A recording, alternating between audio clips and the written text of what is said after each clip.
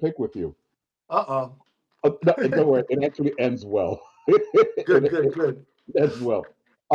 So the thing is like, um, so I'm thinking of renaming the bitch. Excuse me. Uh, and I'm thinking of renaming it to Yoda. Yoda. I like Yoda. that. Yeah. Well, here's the thing. You said something that was really accurate because, like, this was one of those repairs where it was. You know how sometimes you're cleaning out an attic. Like you go, well, there's a stuff you need to clean out, but you need to do a lot of work before you get to like, oh my God, there's all this other stuff that needs to get done, right? Absolutely. Armand, would you mind explaining to the people who are going to see this after live what exactly what you're talking about? Oh, good Lord. Yeah, maybe I should clue people in. Right. Uh, all right. So the short version is a while back, I was trying out 18 million flutes. That's what it felt like. And it was pretty much the end of the night. My lips were shot, and out came the 69 Haynes. So at this point, I just blew some soft notes because honestly, I couldn't feel anything anymore. My lips were done. And what I noticed was it had this really cool response, with a nice pianissimo in the low register. And I was like, oh, yeah, and I didn't even bother trying it even more. I said, look, if it could do this, it's great, right? Well, what I didn't know was that there were actually a lot of problems and the flute hadn't been maintained well. Um, and there were some leaks and stuff that I could see. So eventually, I took it to Luke, and he got to see like it's like okay, look, we can fix these few things. And like I was making that little attic analogy, there were things that Luke couldn't see until he took it into his workshop. And Luke, I think, dropped about 20, 25 pounds uh, fixing this thing. I mean, he pulled out all the stops, and then over time, it's kind of one of those things where once you fix a bunch of stuff, you can actually see the other stuff that's like not working. Like he had to really get out his machete and dig through the forest of like what's not working, right? But we finally got the flute to like, oh, okay, look, we got it working. But now here's where so I started nicknaming the flute, that other word rhymes with Yes, witch, begins there with are the children here, but the B word. the B word, right? Right. Yeah. Uh, and over time, what I noticed was I couldn't figure out what to do to play this thing. And I've had flutes before that were like a little difficult to play. And then after a while, when I figured it out, it was like, wow, yeah, okay, this is a great flute. So one of the things I noticed was you said that not my favorite head joint, not a bad head joint, but not my favorite. You could really do well. And I couldn't disagree with you because I've tried a bunch of flutes, and I could really honk it out when I want to. That's not really my style, but you always want to know that you have that power available, that kind of thing. Hmm. You Hmm. might be playing Sean Polinos, you never know, right? Yeah. Um, but anyway, but now the point is simply that I took it home that night after you got it back to me, and it's playing wonderfully. You fixed the leaks and all that stuff. And one of the things that I noticed was when I'm really warmed up and I alter my embouchure just a little bit, but nothing weird, right? I don't Hmm. do anything weird. It really speaks well, right? And whatever flute I play, I've noticed that there's some flutes that I've played that were like, good flutes that were difficult for some people to play, and I had no trouble on them. So Yes. it hasn't altered my embouchure to the point where now I can only play that flute, but it actually has forced my embouchure to really uh, focus in a way that I Yes. couldn't focus before. Um, 100%. It's funny you say that, Mom, because Gary Schocker, as many people know, wonderful, great flute player and dear friend of mine, client for many years, once told me at one point he had like, I think he had 13 or 14 flutes or something. But he's a huge proponent of vintage Haynes, and he's told me from the horse's mouth, he says that that those flutes make him play other flutes better, and he learns how about his playing through the vintage Haynes. Like, so basically exactly what you're saying. Gary said to me one time. Yeah, yeah. And the funny thing is like when I would get on another flute, what I noticed was, sometimes I found that I had to pull my sound back because I was playing some what is it, a Trevor James, Hmm. and within seconds of me getting used to the flute, I was just, it's almost like I sounded. I mean, I really had to pull back. It was just too much. The sound was. I mean, it's nice to be able to get a thick sound, right? But you'd like to be able to do more than thick. but Exactly. but the bottom line is, the point is that thanks to Yoda, the training was weird. The training was long. The training was hard. I was exhausted. I was frustrated. I mean, you actually had to talk me off a ledge once with this flute. Um, but no, but the thing is like when you finally got all the kinks and whatever out of the instrument and you really worked it, and dude, I am so effing grateful for that. Um, Oh, I and appreciate it. it's it's now. I remember my old teacher, may he rest in peace, Paul Dunkel. He was one of the New York elites back in the day. Yeah, Uh, I heard his name before. yeah, Yep. yeah, back in the day, his big claim to fame was, he decided to go into a competition. He didn't know who these people. He wasn't big on the international thing, but it was 1966. What the heck? And anyway, he won second place. People couldn't figure out who the heck this guy Paul Dunkel was. The first place winner was James Galway, and Wow. So he yeah. could play. So, oh yeah, Paul could tear it up, you know, Yeah. and but the thing is, what he said about his Powell, he bought his Powell, like some guy called him up, like the musicians registry, and he says, "Yeah, you Paul Dunkel," you know, and and Paul like immediately made a phone call to the police just in case he was found uh, at a block. Anyway, it turns out that this flute was part of an estate sale, and Hmm. um, he said it's not, and he said it was not an easy flute to play, but he said over time, kind of like an old friend, and he played it wonderfully. I mean, he commissioned a piece, and it ended up winning a Pulitzer Prize when he premiered it. Wow. Um, and so this flute, it's going to be with me for a while. I mean, yeah, I'm going to definitely be buying more instruments. I've decided I don't have the budget for it right now, but I will because I have the best motivation. I am a flute collector. Yes. I just He need the told me that flute. last time. Yeah. Yeah, I just need the flutes. I just need the flutes to match the assertion. Yes. But anyway, Marcelo, you're here. Marcelo, sorry to cut you off, my dear Yes, friend I from am. Brazil. There he is. hello, Speak. Marcelo. I will turn over the floor. No, Armand, I So, appreciate everything from you. You're one of my favorites. I got another one of my favorites is that these are my people here. All right. So is it Marcelo or Marcelo? Marcelo, I'm from Brazil.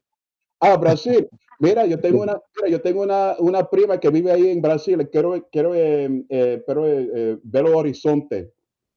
My city, Your where I was born. okay, okay. If you speak to a Brazilian and she has a heavy Cuban accent, that's my cousin. Okay, Okay. what's her name? Uh, well, like how we are, Migdalia Elena Simpson Samuel. So Dalia Helena. No, Migdalia, llámala Migdalia, So, or just say, oye, okay. cubana.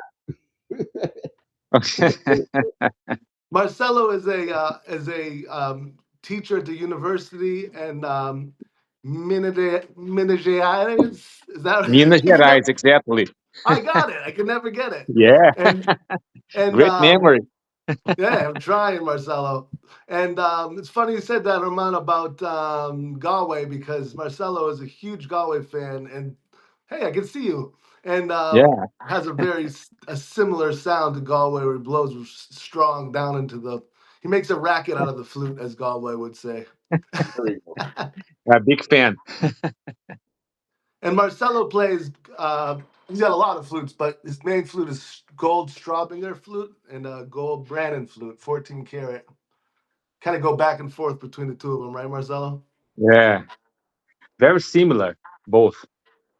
They Well, are. They are. sounds Straubinger like a and hard Brannan. decision to make. Yeah, Straubinger flutes and Brannan flutes are like this. They're like put together like this. Is I could give you a little history lesson on. I'm sure you know Marcelo about it, but the Big Brannan was involved with Brandon Brothers in their pads in maybe the 1980s, late 80s, early 90s. And Bick and David came up with the design of the Straubinger pad. And in turn, I hope I'm saying this correct. I think this is how the story goes. In turn, the initial pad said Brandon on it, and they had exclusivity to it for like a year or so. And then in return for the partnership, Brandon Brothers um, would give Straubinger flutes, like castings and things like that they needed. So they're like cousins, those flutes. Yeah, And Marcelo's, I haven't played a lot. I don't see a whole lot of Straubinger flutes, but Marcelo's Straubinger flute is really beautiful. I love that flute. yeah, it's a really good, very, very centered sound. Yes, yeah. Yeah, I like the focus mechanism sound. too. Yeah, Feels great. Yes, sir. yeah. Well, thank you for coming on board, Marcel. You have any ask Oh, Luke any questions? I'm thinking about. Just a second. No problem. I actually have something that Erman said earlier that I think relates to what he said a little bit about his flute. When we were first talking, Herman has he has a DeVoe model Haynes, and he has like a Haynes from the 1960s, and generally the DeVoe feels a little more like you can get it happening, where some of these older 60s, 50s flutes, they take a little more finesse sometimes. And there's different aspects of why that is, because, over years of buffing the lip plates and bad repairs and things like this can make those vintage flutes a little harder to play. I just had one here. I posted a last week. I said mint, it just said mint, and it was Mhm. a flute. I think it was a flute like 1938, and it was like in a closet for so many years, and it was so like the embouchure cut was like sharp. It was like perfect. So like that's what I'm saying as far as like who knows if Herman's flute was I can't remember if it was over buffed or whatever. But someone asked me. I have some questions from people beforehand, and Myra asked, "Why is COA a trend?" She said, "In the old days, we used to just buy our flutes and play them." And then another person commented on Myra's post, and she said, "I'm 70 years old, and I've always had a COA." And then they said, "What are your thoughts on this, Luke?" And I think my thoughts on that is just like what we're doing right now. I think that there's just so much information that we can grab onto nowadays. And there's people like me on Flute Forum talking to 100,000 people saying, have your flute service yearly. Um, even myself with my business, sometimes I forget to kind of, I do a lot of overhauls to tell people, every year have your flute serviced. And Herman is my main man, but I think the flute that he was talking about went like 2 or 3 years without a COA. Um, so even if you feel like your flute plays well, it's leaking. Like I can almost assure you, it's leaking. Um, no matter who did it. If I did it, Big Brandon did it, Marcelo did it. 6, 7 months later, leaks are gonna come. It's an instrument. It's like a car. If you drive a car down the road, you bought a brand new Lamborghini, and and you went 700 miles and you drove 200 miles an hour, you're gonna need new tires Right, pretty soon. right. So it's nothing like and flutes, as Marcelo is also a fellow, not only a fantastic flute player, a fantastic teacher, a doctor. He's not really a high achiever, but he also he also likes he does repairs. And Marcelo's come to my home um, 2 3 times now, 3 times, Three times. 3 times, and now we've become close friends. He stays at my house, and we go over repair flute technique and repair. But you can attest to how a half a thousandth of an inch will change the way a flute plays, right? Yeah, exactly. And a half a thousandth of an inch is very small. A piece of your hair is 3 thousandths of an inch. So Hmm. the way that the pad covers the tone hole is like so important, and I even get like, not to go into the negative things or anything, but I'll get people send me a message or something and say, "You overhauled my flute 7 months ago and it's not playing." It's like, yeah, well, something might Yeah. still happen in those 7 months. Anything could happen, So unfortunately, many of you know I play the saxophone, and I don't play very well clarinet, but I can kind of play the clarinet.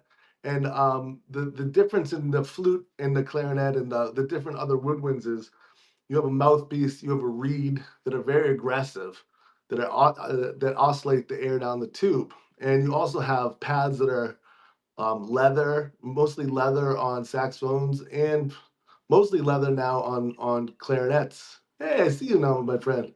So the leather conforms to the much, and as wool, leather conforms to the tone hole much better. People generally squeeze more. And like I said, the most important part of it is there's a mouthpiece with a reed that's buzzing, that's doing a lot of the work that we're doing with our chops to just oscillate that air down the tube. And when I say oscillating, I mean spinning air down the tube. And there's a lot of things that the flute companies have done to try to mitigate um, the way the flute reacts when the pads are leaking. And there's lots of flutes now that are new flutes that can leak like crazy, like less than your flute, Herman, and play honking low down B's, and like just because the way that they've changed the way they build flutes, like like Muramatsu, like a Muramatsu can leak like crazy, play it great.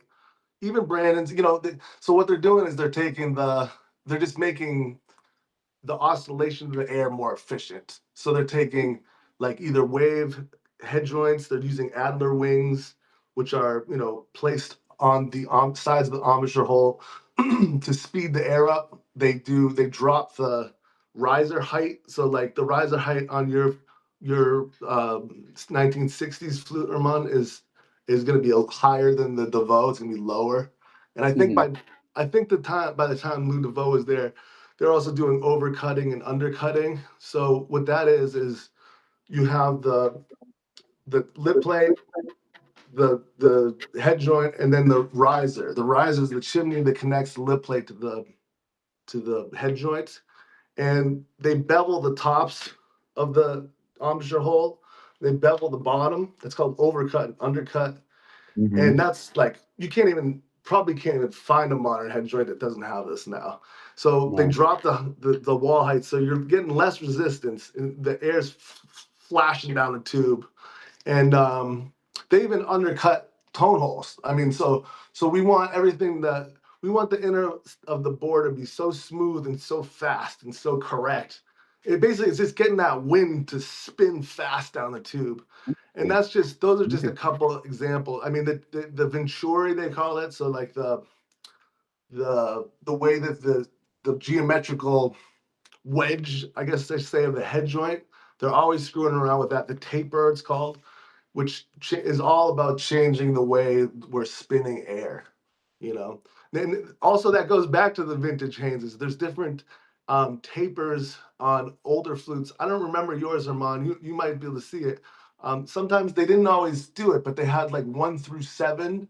So it'd say like William S. Haynes on the head joint, and then it'd say like 1, I think, through 7, maybe the 9. And there's some people like Gary and Lawrence Feldman, these major cats in New York who want like the 7 taper, or they want the 1 taper. And ironically, I Haynes, who is a great, or they're very good record keepers, they don't really know exactly what, because the tapers wear, the mandrels wear down, so Mhm. they wore down over time. so they can't even really get an exact representation of what the different numbers mean. I mean, I'm sure they kind of have an idea, but they won't. They at least they won't tell me exactly Right. what shapes are. So, They'd have to kill you if they told you, you know. yeah, there you go.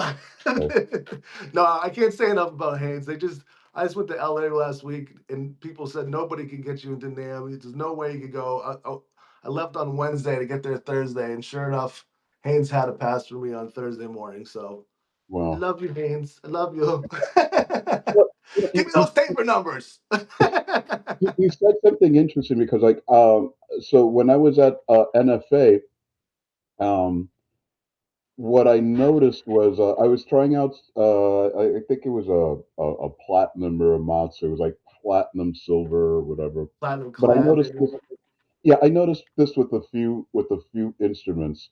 When I was playing, like, say, let's say a third octave G, right? I could diminuendo forever, and it was effortless, absolutely effortless, right? I could hold, like, it felt like I could go from you know uh forte down to four P's, like that, Yeah. and I held the note effortlessly, and it was good, so it wasn't like, like a shaky sound. I was just wondering, it does that is that the result of these modern, what are the tapers you were talking about? Yeah, it has to do with so many things. It's crazy. I mean, just like I'll give you a great example just because it's staring me in the face. This right here is a Lewis lot. Ooh, ooh, This baby. is called an early model Lewis lot, which Uh-huh. means this flute was made by Bohm and Louis Lott. Wow. As you can see, this flute does not look that much different than your Haynes Right, right. or even your Brannon, Marcelo. So this is Yeah. 149 years old. Um, the technology has changed immensely, we would hope, in 149 years, though it doesn't look like it changed that much, which is interesting because somebody else asked me a question and I'll answer too. One of the cool things, just flute nerdy about this, is so cool, is sometimes you guys hear about seam tubes. Have you heard about seam tubes or drawn Yeah. tubes? Uh, Yeah. So what is a drawn tube? Even on your flute, Erman, the one that's from the '60s is a drawn tube. So what they do is they take like a metal donut, they put it in a machine like an arbor machine, and they pull it down over an arbor that's the size of the flute. And that does is it makes like a solid, tube, just like boom tube. And you can do that with the tubes on the small tubes, etc. That's just how we do it. They buy them from a place called Stern Leach, I think is, I don't know. When I was in the business, that was like the only place you could do it. And I mhm. think you have to buy like lots of them too. I was gonna get into making head joints for a second, and the entry level to buy drawn tubes was like absorbent amount of money. So so this flute, which is 149 years old, had to be it's called seam tube. So everything was a piece of metal over an arbor that was then soldered on and then burnished down. Even the little tubes were made like that. So they had to put them on a little arbor, little piece of metal, flap them around, burnish them Wow. together, solder. So this flute must have taken, I mean, probably took like months to make. Maybe, yeah, I'd say probably at least 2 or 3 months to make a flute. So now they make flutes much quicker than that, obviously. But as you can see, the Model T doesn't look that much different than the brand new Muramatsu. But all those things that I'm talking about um, are going to affect that, obviously. And like this is a brand new Muramatsu DS. And if Mhm. I don't know if you'll be able to see, but you can see right on the beveling, the overcuts, undercuts. C sharp trill key wasn't around back then. Um, so yeah, I mean, looks may deceive you, but thank goodness technology is following us so we can diminuendo on a high G. Y- Well, yeah, it was insane. There's a recording out there. I think Matt Dufour, and there's a thing that he does, and with this high E. Not my favorite note, E and F sharp. But anyway, bottom line was he did this thing where the E almost seemed to like float. It was almost suspended. The way he would work his way up, and it just had this really great effect. And I would try it, and it was not that effect. but when, but when I got onto that Muramatsu, bro, I did whatever I wanted to. It's like duh, and and wow, I had no idea how flexible my hands were. Anyway, uh, I Yeah, I get distracted easily. Okay, but I think but to your point, like now I'm very curious about these instruments. Like what is it that you can do with them? And so, for instance, with the '69 Haynes, um, it's not that I'm playing so much that I can switch back and forth and say I need it for this, I need it for that. But like in terms of personal preference, I love the '69 Haynes, particularly for chamber music. It's got this gorgeous, gorgeous resonance, and how it feels on my lips and my fingers when I'm actually warmed up and all that stuff. It's got that feeling of I can do anything and I can be as subtle as I want to be. You know, yeah, yeah. yeah, exactly. And that's I think is a good point, my friend. Is like that Haynes 60, 9 8 Haynes you have that beautiful Lewis Lotta just showed you are beautiful. They have beautiful sound. They have more color than you can imagine. But a 20-year-old kid coming out of Curtis is not going to play that to try to get into the LA Philharmonic. You know what I'm No, saying? So yeah. and that's I think a lot of the success of why these companies still keep on putting new flutes out every year. And people, Muramatsu is the best selling flute in the world. It's like the Toyota of flutes. Um, and another, I'll bring up Gary again, just because he's a very sage, prophetic person. He calls he calls new flutes trumpets because Yeah, they play so easy and fast. But yeah. that being said, Gary Schocker is a genius, and he flies to Tokyo tomorrow to play with the symphony. And I say to him, "What about the pitch or whatever?" And he's like, "They'll tune to me." So the Right. people who same with Hubert Laws. I just saw Hubert 2 weeks in L.A. His favorite flute. He plays a Haynes, a 4-digit Haynes, which is like a 1920 something Haynes. He has Jesus. two of them. I sold him one of them that was like identical to the one that his teacher gave him, all open G sharp. And then he plays a Muramatsu and a Powell. The Powell was on all the CTI stuff, all the stuff that made him super famous with Powell, which I don't like that flute that much, to tell you the truth. But where I'm going to that is if you're a soloist, if you're a jazz musician, if you're a doubler, you're gonna be more inclined to like draw to that more color palette and that maybe working a little harder to get that sound that you're talking about, Herman, and you can afford to do that. Like I said, if you're with these kids, there's, as you both know, the competition out there is crazy, especially for these guys who are the top dogs at Juilliard, Curtis, Caltech, whatever. They need to do everything they can to be perfectly in tune, loud as the trumpet players. you know. So there's plenty of new flutes that are fantastic. I love them, but a lot of people put me in a category of like a vintage guy. I get excited when I do vintage flutes a lot because I have so much love for them.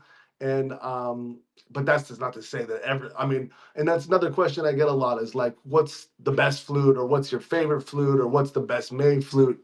And I always tell people kind of the same thing. Well, I have two things that I say. My ethos is with this is the best flute is the flute that's best for you.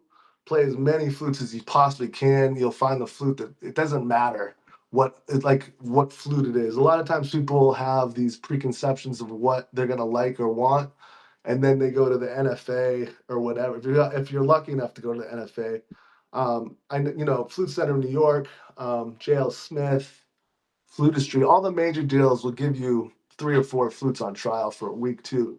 So I implore people to do that and not be stuck on a brand. Don't be stuck on Powell. Don't be stuck on Brandon.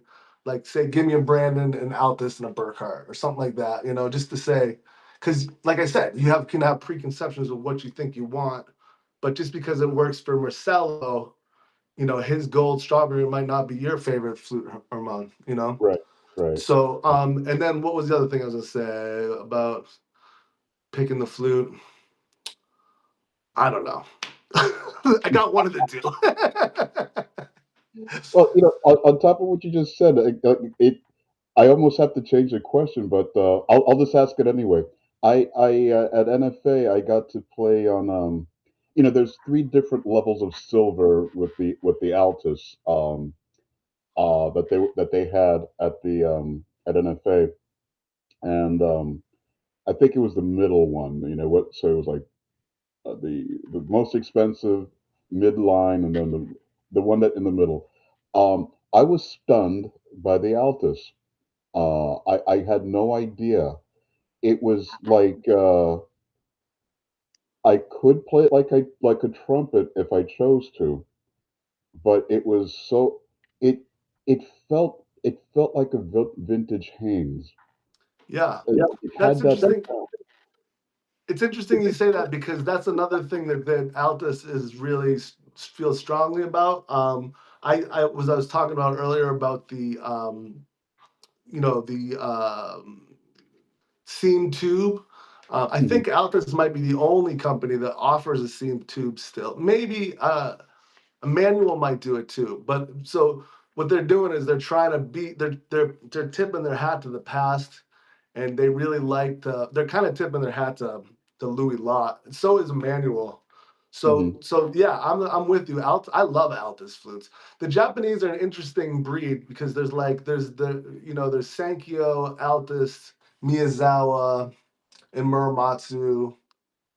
I'm probably missing some, but they all are very like I don't know if it's a Japanese thing, but they're very into like their own thing. Like Muramatsu, you can't get a gold riser on a Muramatsu. Why? I don't know. The Altus does not offer a pinless mechanism. Why? Not sure. I believe the same with Sankyo. They don't offer a different pinless mechanism, and it's not like pinless mechanisms is you need a pinless mechanism. It's just a type of mechanism. So I'm sure that there's a reason why they're doing it. Um, but and then they get to Miyazawa, he'll give you anything. They have any option you want. So, but like I said, it's interesting to go back to what you were saying about Altus. I love Altus too. The more I see, the more I like Altus personally. Yeah, no, no, it was a great instrument. I got to, and right next to that Altus, uh, they showed me the three digit Powell. Okay, and I said, of course I want to try that. you Yeah, know, really. and now it definitely needed a lot of work. That the mechanism was a little like, okay. It was like one of those instruments. Like as soon as I bought it and spent a week with it, just loving it. I would have sent it to you, Luke, and said, look, do what you need to do. You're going to be doing a lot for the next year. But um, there was a certain there was a unique warmth to it. It had a very wonderful sound. It was not like the modern flutes. Like I could tell that. I mean, yeah, you could get a big sound, depending on you really. But I don't know what it is about. Like right now, I only know really Haynes and Powell, right? Because that was my era. Coming out of high school, there were two flutes, and then came Sankyo and Muramatsu. But all I could say is that three-digit Powell, had I the money, I would have walked out of there with that instrument as well. You Yeah, know. there's some of my favorite flutes too. To tell you the truth, there was I've padded Powell number 75. I worked on Powell number 2 that was Yeah. Gary's now as Gary Woodworth's in LA.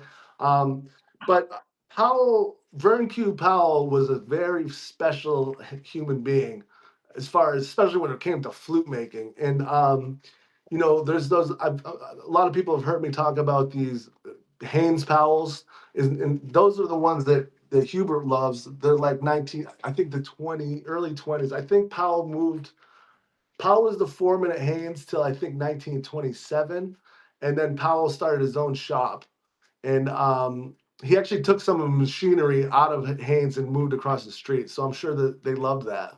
And then, and then from Powell, Bad breakup.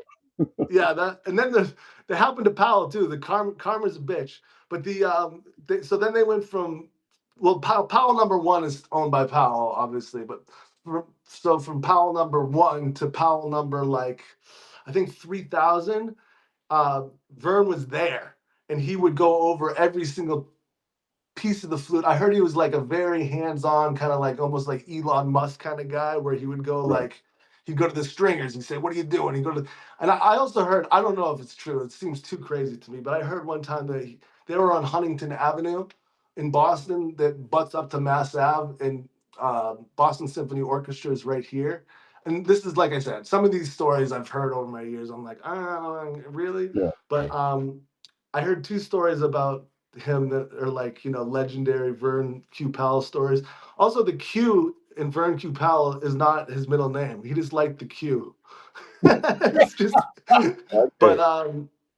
I heard that the principal flute player of the Boston Symphony Orchestra, I think either dropped or something major happened to the flute. He had a gig that night, he came in at like noon, and apparently Vern like overhaul the flute by the time the concert was ready to go on. Right. And Right. then I also heard that he could pad without a feeler.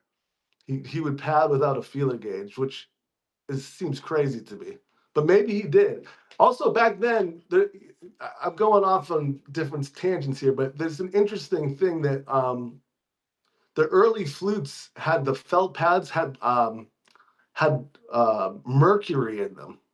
So the mad patters were already crazy. Think of how crazy they must have been back then. So what would happen is you see, like, if I maybe this flute even has it. Maybe it might be hard to say that these would be original pads from 149 years ago, but you would see like when Gary would buy. I had a connection in New York City. He was a great guy. Paul Nowinski, his name was, and he was a lead trombone player in the New York Philharmonic, and he would go back and forth, and he would take American flutes to France, and he'd take French flutes to America, and he did very well doing it. But he decided to sell a bunch of his instruments. He had like Reeves and Louis Lotz and Buffets and Juliet, whatever they're called. There's some really beautiful old French flutes too that a lot of Americans don't know about so much. But anyway, long story long, the mercury wool on the felt pads would actually like conform to the tone holes. So like, so it could be true that that was with Powell. So they would become almost like metal. So when I bring these old flutes to Gary, he could play like down to a low C, and they still play with like the head joint chord could be wasted because and like I said, I think that felt was a great idea, other than it poisoned the people who put them in Yeah. them. A small price to pay. Small price to pay. Okay, so I have a few more. My son I had a snow day here today. I can hear him asking for daddy. Marcelo knows Julian well. I just wanted to answer Yeah. a couple more of these questions. And I appreciate you guys, two of my favorite people on here. It's great to have you guys here. I really appreciate it. I'll just go quickly over a couple questions that I was asked. Emily asked me soldered tone hole or drawn tone hole. And then she said, be real with me. And this, this kind of goes back to what I said before. If you do the Harry Potter thing, the flute finds you, you don't find the flute. Play as many flutes as you can, soldered, drawn. Pretty much every dealer has the option of drawn or soldered tone holes. Brandon doesn't anymore. They did. And for those of you who don't know what that means, I can use these again. So a soldered tone hole on this Lewis Law, you can see they look like chimneys, and you can actually see a solder line on the bottom of them, and that's called a soldered or a handmade flute. And then this is the Muramatsu, and they rarely, you can see that it's like a drawn, there's like a lip. You can take your fingernail and come up to the top, you'll feel a roll. They actually make one flute with a soldered tone hole called DN, and all the rest of the flutes are drawn. So a drawn is extruded from the body and rolled over. And Haynes is the one who figured out how to do this. And it's less expensive, but it does make the flute become kind of its own entity. Like you'll never lose a tone hole when you have a drawn tone hole flute. Whereas on a soldered tone hole, the solder can come off, the tone hole can fall off. That doesn't happen very often. But it takes more work to make a soldered tone hole because you have to solder each one on. But it also adds mass. And that's another thing that I talk about a lot. When you have mass, you add resistance, and you generally gets a little darker. I talk about church bell. If you think of a thin church bell, a thick church bell, the thin church bell is going to take a little less effort to bring, but the thicker one, if you hit a little harder, might have some more overtones in sound in it. So, Emily, that's my quick answer to you on that. The answer is try as many flutes as you can. Who cares what tone hole it is? Liz says, it just me or does my low C never work?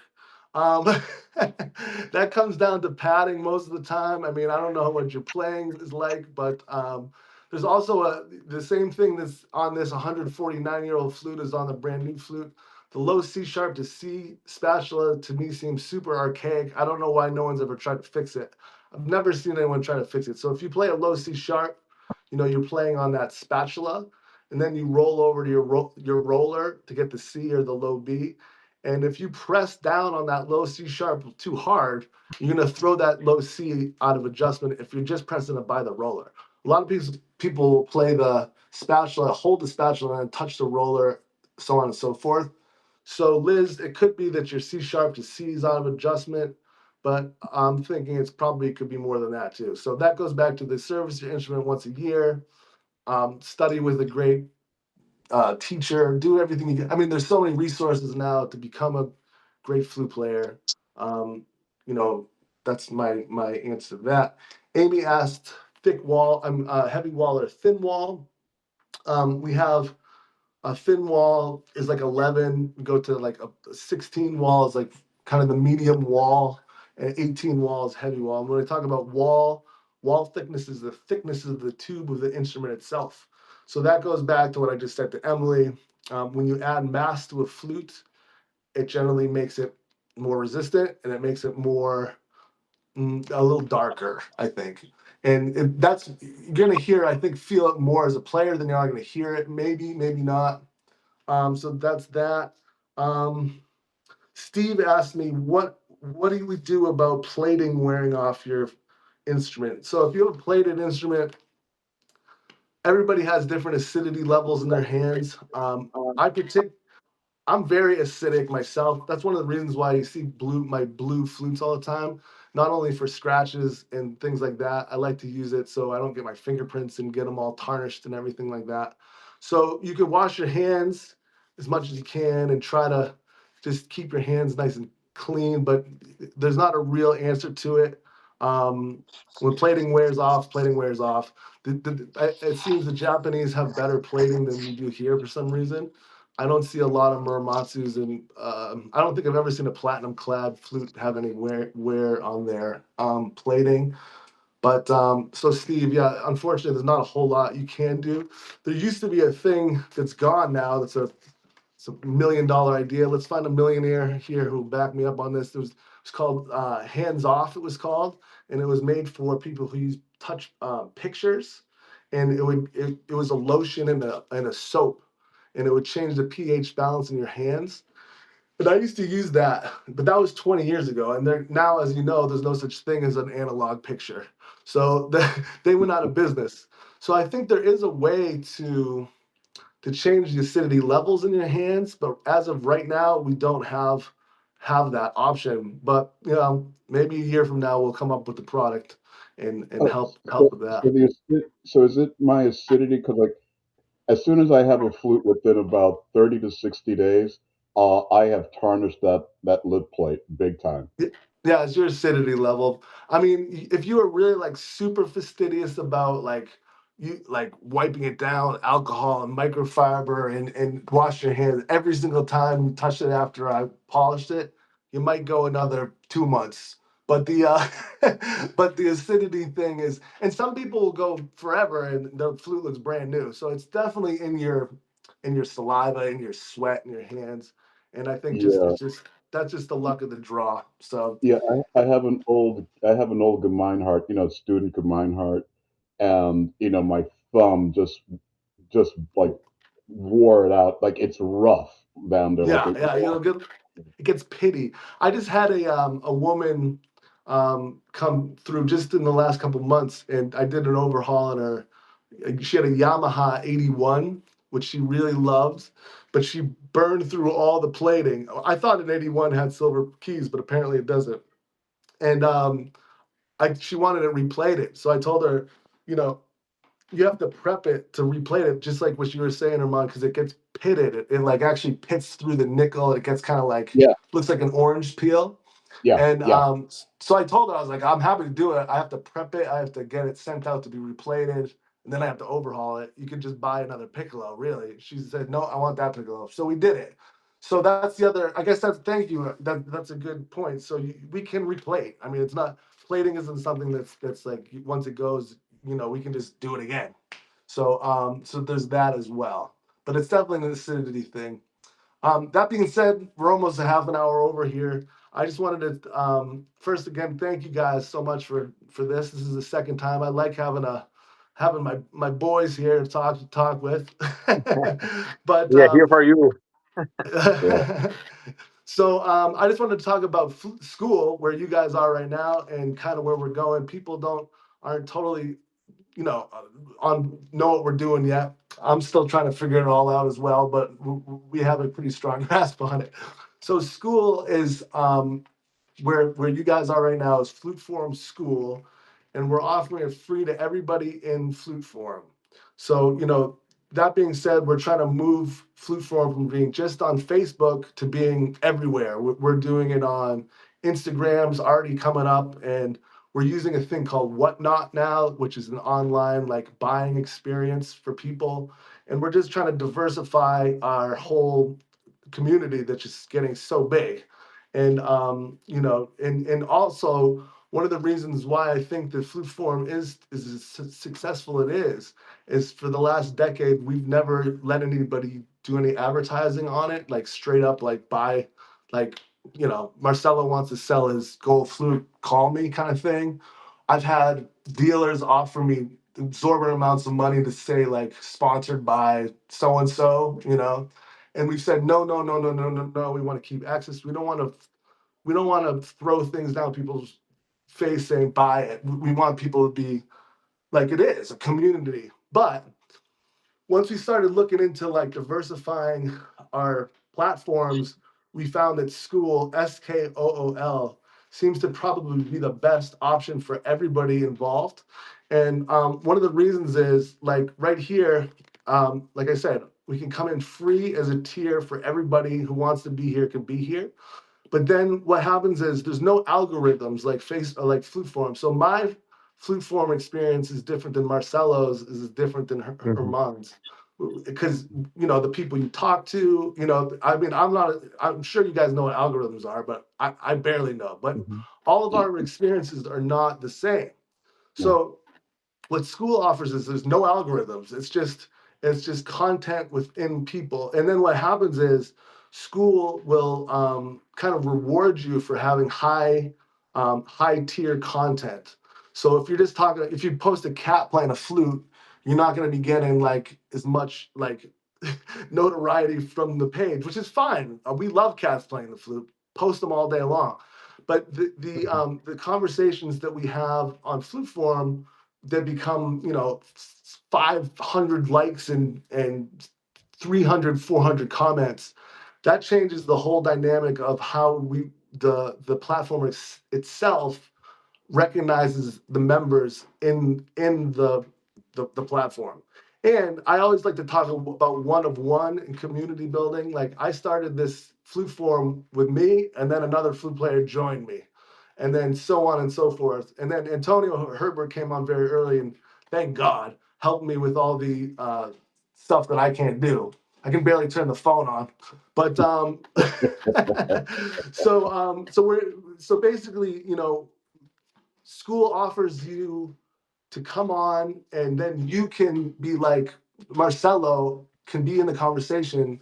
But then once you get into this tier system, it'll put you up higher in the leaderboard, and you can also like you can pay certain amounts to be um, as someone who likes Marcelo to get a really high level classroom experience, they call out of it. Mhm. So Marcelo, who is a fantastic flute player, not only a great flute player, he has his he's a doctorate of like the body in the instrument, right? What would I call that, Yeah. Marcelo? Like Biomechanic of posture. there it is. He every time I see him, he says, "Move your head this way, change this." So I mean, very valuable information, and not all that information is owned by Marcelo. So Marcelo can say, "Come to my classroom within Flute Forum, and let's just throw a number out there. $30 Great. a month or $15, whatever you want to set it to." And Mhm. then Hmm. and it's very concise. So it's like it's much better than Flute Forum because it'll come in, it'll give you a PDF, automatically do PDF of everything Marcelo's going to say. Hmm. It's a lot more, the engagement's much more like a classroom in a school, Hmm. and then we can make money as artists and as musicians all in one place without being overly like on top of each other with ads. So that's why we really feel strongly about school. And starting it from this community as one of one of one. I think we have like a few, maybe a couple hundred people here now, and we just want to keep it coming. And the people from Flute Forum come in for free. Everybody else from Google and everywhere else has to pay. I think it's like $15 a month or something. Still nothing crazy expensive, but we want to, people who are coming and paying for the content to, like I said, we want to have a high tier conversation, and that's that for now. So, so I appreciate you guys. Thank you so much for talking with me, and thanks for coming to the second episode of Ask Luke Anything. And I'll see you guys next Monday at 1 p.m. Eastern Standard Time. And once again, thank you, Marcelo Herman, for coming along Oh, this my Wednesday. friend. My All right, We pleasure. are guys. here. How do you My All say right. pleasure. Take care, guys. Thanks so much. bye Bye bye? Bye bye. Nice to meet you, Herman. Bye. bye. Same here.